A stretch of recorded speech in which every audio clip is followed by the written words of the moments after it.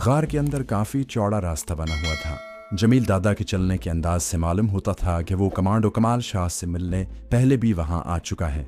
उसने मेरे कान के करीब मुँह लाते हुए कहा, कमाल शाह को यहाँ सब कमांडर कहते हैं, तुम भी उन्हें उसी लक़ब से मुखातिब करना। गार आगे जाकर बाएं मुड़ गया। आगे एक खुली जगह आ गई। यहाँ चट्टान काफ़ी ऊंची थी और ऊपर चट्टानी छत में एक जगह किसी शकाफ में से दिन की रोशनी अंदर आ रही थी। मैंने देखा कि ज़मीन पर एक जगह शेर की खाल बिछी हुई है। खाल पर एक पुख्ता उम्र का आदमी चट्टान की दीवार से टिक लगाए बैठा है। उसके पास एक मिट्टी की सुराही रखी है। दीवार पर उसके सर के पीछे सब्ज जुज़दान में कोई किताब लटकी हुई है, जो यकीनन कुरान शरीफ ही हो सकता था। उस आदमी की शरई दाढ़ी थी जिसमें कसरत से सफ़ेद बाल आ रहे थे। रंग साफ था। आंखों में जीते की आंखों जैसी चमक थी। जिस्म न भारी था न हल्का। उसने भी सर पर सब्ज रंग का साफा बांध रखा था। करीब ही उसकी राइफल पड़ी थी। जमील दादा ने जाते ही अस्सलाम वालेकुम कहा। ये कमाल शाह मुजाहिदों का कमांडर था। उसने वालेकुम सलाम कहकर जमील दादा से मुसाफा किया और मेरी तरफ देखकर मुझसे भी मुसाफा किया और जमील दादा से पूछा, ये नौजवान कौन है? जमील दादा ने कहा, कमांडर जी पाकिस्तान से जहाद कश्मीर में शामिल होने के लिए आया है। अमृतसर वाले सैयद साहब ने इन्हें आपके पास कमांडो ट्रेनिंग के लिए भेजा है। कमाल शाह इसी दौरान मुझे मुसलसल घूरते रहे। फिर पूछा, अमृतसर वाले सैयद साहब के पास तुम्हें किसने भेजा था? मैंने अपने वालिद साहब का नाम लिया और कहा कि वो सैयद साहब के दोस्त थे और आपसे भी मिला करते थे। मेरे वालिद का नाम सुनकर कमाल शाह कमांडो की आंखों की चमक मजीद तेज हो गई। होंठों पर हल्का सा तबस्सुम नमूदार हुआ और मेरे वालिद साहब का नाम लेकर बोला, तो तुम उनके बेटे हो? मैंने कहा, जी हाँ। उन्होंने मेरे वालिद साहब की खैर दरियाफ्त की। मैंने कहा कि वो पाकिस्तान में वफात पा चुके हैं। इस पर कमाल शाह कमांडो ने किसी किस्म के अफसोस के इजहार किए बगैर दोनों हाथ उठाकर कहा, दुआए मग़फ़िरत। हमने भी अपने अपने हाथ उठा दिए। कमाल शाह कमांडो ने बुलंद आवाज़ में सूरह फातिहा पढ़ी और अपने चेहरे पर हाथ फेर कर मुझसे बराह रास्त मुखातिब करते हुए कहा, तुम्हें कश्मीर की लड़ाई में लड़ने का शौक़ था तो सीधा कश्मीर चले जाते, यहाँ क्या लेने आए हो? मैं ज़रा सा ठिठक गया। कमाल शाह कमांडो से मुझे इस सवाल की तवक्को नहीं थी। मैंने भी साफ लफ्ज़ों में जवाब दिया, कमांडर, मैं मकबूजा कश्मीर जाकर आसानी से मुजाहिदीन में शामिल हो सकता था, मगर मैं कमांडो बनकर कश्मीर के जिहाद में शामिल होना चाहता हूँ। और वो क्यों? कमाल शाह कमांडो ने भवें ऊपर चढ़ाते हुए पूछा। मैंने कहा, वो इसलिए कमांडर कि मैं एक मुजाहिद जवान बनकर दुश्मन के साथ झड़प में एक दो काफिरों को मार सकता हूँ, लेकिन कमांडो बनकर मैं दुश्मन के मोर्चों के पीछे जाकर उनके एमुनेशन डिपो उड़ा सकता हूँ, उनकी सप्लाई लाइन तबाह कर सकता हूँ, वो पुल उड़ा सकता हूँ जिस पर दुश्मन की फौज के कैनवाए एमुनेशन और अस्तहा लेकर गुजरते हैं। इस तरह मैं अकेला कमांडो एक ब्रिगेड जितनी तबाही मचा सकता हूँ। कमाल शाह कमांडो की उकाबी आंखें मेरे चेहरे पर जमी हुई थी। वो मेरी बातें मुसलसल बड़े गौर से सुन रहा था। जब मैं अपनी बात ख़त्म कर चुका तो उन्होंने कहा, तुम्हें यह भी मालूम होगा कि कमांडो जब अपने मिशन पर जाता है तो जिंदा वापस आने के लिए नहीं जाता।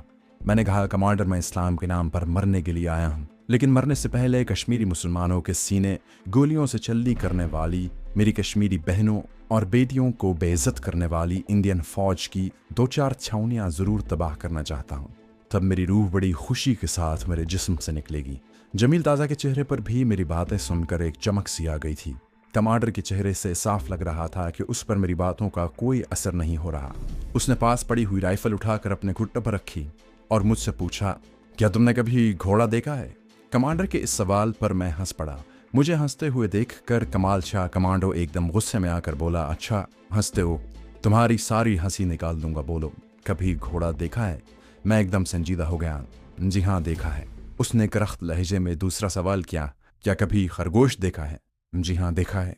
कभी कोई चीता देखा है? जी देखा है। अब मैं सवाल के फौरन बाद जवाब दे देता। कमांडर ने पूछा, क्या कभी सांप देखा है? जी हाँ, देखा है। कमाल शाह ने राइफल पर जोर से हाथ मारते हुए कहा, तुमने घोड़ा देखा है मगर मैं तुम्हें घोड़ा बनाऊंगा। तुमने खरगोश को देखा है मगर मैं तुम्हें खरगोश बनाकर जंगल में दौड़ाऊंगा। तुमने सांप को देखा है मगर मैं तुम्हें सांप बनाकर ये सिखाऊंगा कि जब सांप दुश्मनों में घिर जाता है तो ज़मीन उसे छुपने के लिए कैसे जगह देती है। क्या तुम उसके लिए तैयार हो? मैं कमांडर की असल नीयत समझ गया था। वो मुझे कमांडो ट्रेनिंग की तमाम सख्तियों से आगाह कर रहा था। मैंने सीने पर हाथ मारकर कहा, कमांडर, मैं इस्लाम के नाम पर शहीद होने आया हूँ, मगर आपसे ये गुर सीखना चाहता हूँ कि शहीद होने से पहले मैं दुश्मन के कितने मोर्चे तबाह कर सकता हूँ उसके कितने कैनवाए बर्बाद कर सकता हूँ और ज़्यादा से ज़्यादा काफिर कैसे हलाक कर सकता हूँ। मैं जम्मू कश्मीर राइफल्स का सिर्फ एक हिंदू फौजी मारकर शहीद नहीं होना चाहता। कमाल शाह कमांडो ने जमील की तरफ देखा और कहा, दादा अब तुम जा सकते हो। मैं इस नौजवान को पक्का मुसलमान बनाकर कश्मीर के महाज पर भेज दूंगा। जमील दादा ने कमाल शाह कमांडो से हाथ मिलाया, मेरे कांधे पर हाथ रखा और कहा, खुदा हाफिज। जमील दादा चला गया। वहां चाय आ गई। कमाल शाह कमांडो चाय पीने लगा। चाय पीने के बाद वो उठा, राइफल एक तरफ रखी और मुझे बाजू से पकड़कर उठाते हुए कहा, नमाज पढ़ते हो कि नहीं? मैंने कहा, जी कभी कभी पढ़ लेता हूँ। कमाल शाह कमांडो ने गुस्सीली आवाज में कहा, इसका मतलब है कि तुम कभी कभी मुसलमान होते हो। जार के बाहर थाने पर दोनों बॉडीगार्ड अटेंशन खड़े थे।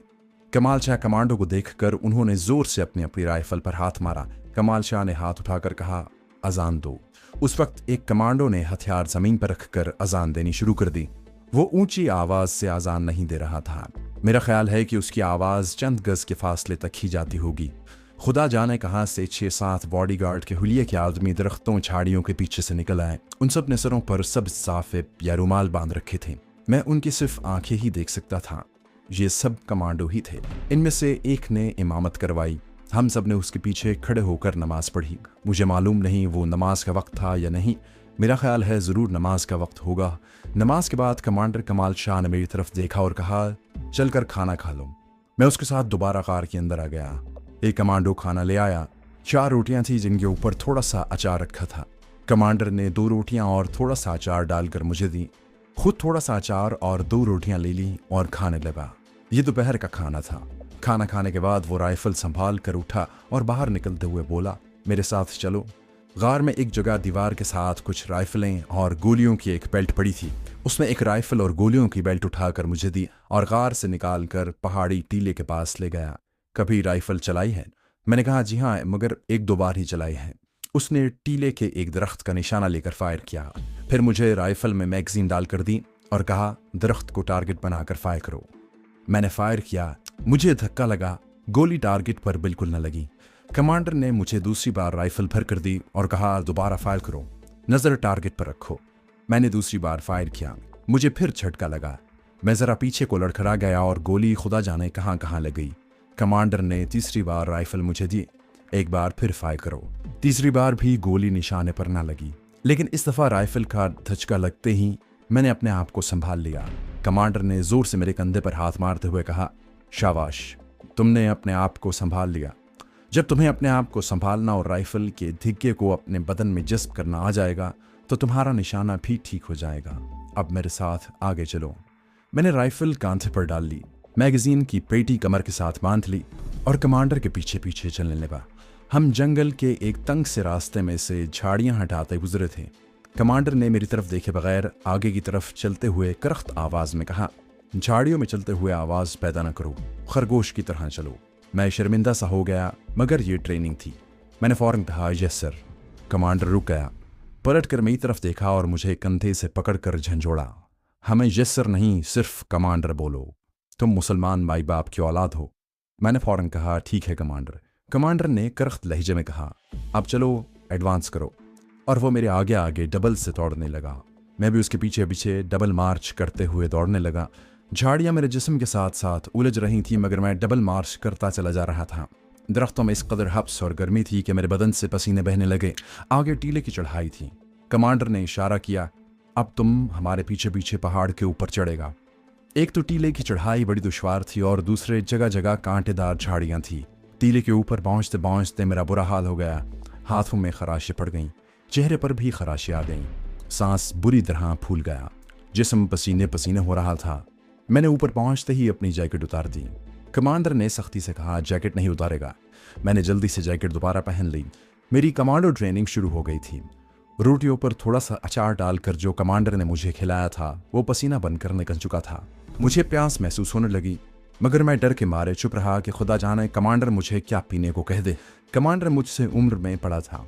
वो बुढ़ापे की दहलीज में कदम रख चुका था, मगर उसका सांस मेरे मुकाबले में इतना नहीं फूला था। वो लोहे के आसाब का आदमी बन चुका था। बड़े मुश्किल से टीले पर मैंने 5 मिनट आराम किया होगा। वो कमांडर एकदम से उठ खड़ा हुआ। वापस अपने हाइड आउट में जाएगा। गो गो। उससे मुझे बाजू से पकड़कर टीले की ढलान पर धक्का दे दिया। मैं झाड़ियों में गिर पड़ा, मगर जल्दी से उठा और तेज तेज ढलान उतरने लगा। वो भी खरगोश की तरह छलांगे लगाता मेरे आगे आगे ढलान उतर रहा था। उस वक्त मुझे अपने ऊपर खरगोश होने का गुमान होने लगा। जब वो मुझे गार के पास वापस लाया तो मेरा बुरा हाल हो रहा था। सारा बदन दर्द करने लगा था, पसीना पानी की तरह बह रहा था। वो मेरे साथ एक तरफ होकर दरख्त के नीचे बैठ गया। एक बॉडीगार्ड या कमांडो हमारे लिए पानी का जग भर कर ले आया। कमांडर ने जग मुझे देते हुए कहा, इसके सिर्फ 4 घूंट से ज्यादा मत पीना। मुझे घोड़े की प्यास लगी हुई थी, मगर कमांडर का हुक्म था। मैंने अपने ऊपर जबर करके सिर्फ 4 घूंट पिए। कमांडर ने जग मुझसे ले लिया और खुद भी गिन कर 4 घूंट पिए। अब तुम इधर लेट कर आराम करेगा, ये कहकर वो चला गया। मैं वहीं लेट गया। लेटने से मेरे बदन को काफ़ी आराम मिला। मैंने आंखें बंद कर ली और सोचने लगा कि मैं ये कमांडो ट्रेनिंग बर्दाश्त कर सकूंगा। मेरे अंदर से आवाज़ आई, जहाँ से उठकर वापस भाग जाओ। दूसरी आवाज़ आई, शर्म करो, घर से काफिर दुश्मन से जंग करने निकले हो, क्या मुंह लेकर वापस जाओगे? बाप की रूह को हश्र के दिन क्या मुंह दिखाओगे? मैंने फैसला कर लिया था कि चाहे कुछ हो जाए अब मैं पीछे नहीं हटूंगा। फिर मुझे नींद आ गई। किसी ने मेरा बाजू जोर से हिलाकर मुझे जगा दिया। मैं जल्दी से उठ बैठा। सारा बदन बुरी तरह अकड़ा हुआ था। शाम के साए जंगल के दरख्तों में उतरना शुरू हो गए थे। कमाल शाह का एक बॉडीगार्ड मुझे जगा रहा था। उसने इशारे से कहा, अंदर चलो। वो मुझे गार में कमांडर कमाल शाह के पास ले आया। कमांडर उसी तरह शेर की खाल पर अपनी कमांडर की वर्दी में राइफल घुटनों पर रखे बैठा था। उसने मुझे संतरा खाने को दिया और पूछा, अब क्या ख्याल है तुम्हारा? अगर इरादा बदल लिया है तो मुझे बता दो, मेरा आदमी तुम्हें जंगल से पार ले जाएगा, फिर तुम वापस अपने मुल्क चले जाना। मैंने कहा, कमांडर जब तक मेरी ट्रेनिंग पूरी नहीं हो जाती मैं वापस नहीं जाऊंगा। कमांडर मुस्कुराया, शाबाश, तुम बहादुर जवान हो। पाकिस्तान को तुम जैसे बहादुर जवानों की ज़रूरत है। मैं पाकिस्तान के सारे जवानों को ट्रेनिंग देकर कमांडर बना देना चाहता हूँ। तुम्हारा मुकाबला ऐसी मक्कार कौम से है जैसा पाकिस्तान के वजूद को कभी तस्लीम नहीं किया। हिंदू तुम्हारा दुश्मन है, तुम्हारे पाकिस्तान का दुश्मन है। वो तुम्हारे मुल्क पर हमला करने के लिए तैयारियां कर रहा है। इसलिए पाकिस्तान के तमाम जवानों को कमांडो बनकर शेरों की तरह दुश्मन के आगे डट जाना होगा। मैंने महसूस किया कि कमाल शाह कमांडो जब मुझे कमांडो ट्रेनिंग दे रहा था तो उसका लहजा पंजाब रेजिमेंट के किसी तरबियत याफ्ता तजुर्बेकार कमांडो का था।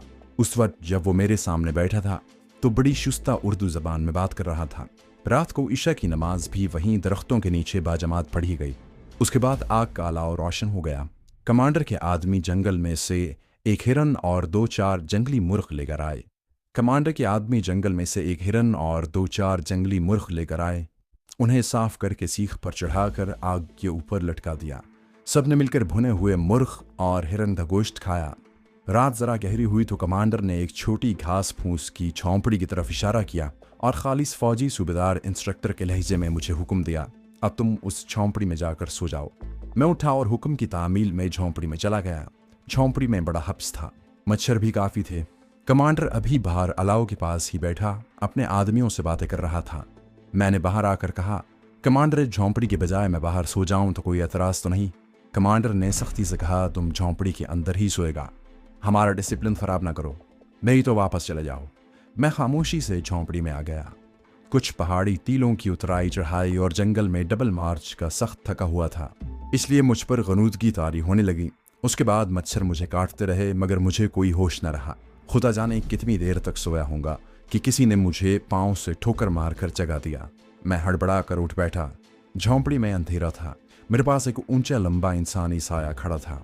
मुझे कमांडर की करख्त आवाज आई, चलो वो उठो। मैं जल्दी से उठकर खड़ा हुआ मगर अभी तक गनूदगी के आलम में था। मैंने पूछा, कहाँ जाना है कमांडर? कमांडर ने मुझे झोंपड़ी से बाहर धक्का देते हुए कहा, अभी बताता हूँ कहाँ जाना है। झोंपड़ी के बाहर आकर मैंने देखा कि अभी तक रात ही थी। खुदा जाने अभी कितनी रात बाकी थी। सुबह नहीं हुई थी। बाहर एक दरख्त के साथ लालटेन जल रही थी। बाहर आकर कमांडो ने मुझे बाजू से पकड़कर कहा, अब यहाँ से मेरे साथ दौड़ लगाएगा। स्टार्ट। वो दौड़ पड़ा। मैं भी उसके पीछे दौड़ने लगा। हम बिल्कुल इस तरह दौड़ रहे थे जैसे आजकल लोग जॉगिंग करते हैं। कमांडर मेरे आगे आगे था। जंगल में रात का अंधेरा छाया हुआ था मगर कमांडर जंगल के ऐसे इलाके में मुझे अपने साथ दौड़ा रहा था जहां झाड़ियों को साफ करके पतला सा रास्ता बना दिया गया था। उसने मेरे कंधे से भी राइफल लटका दी थी।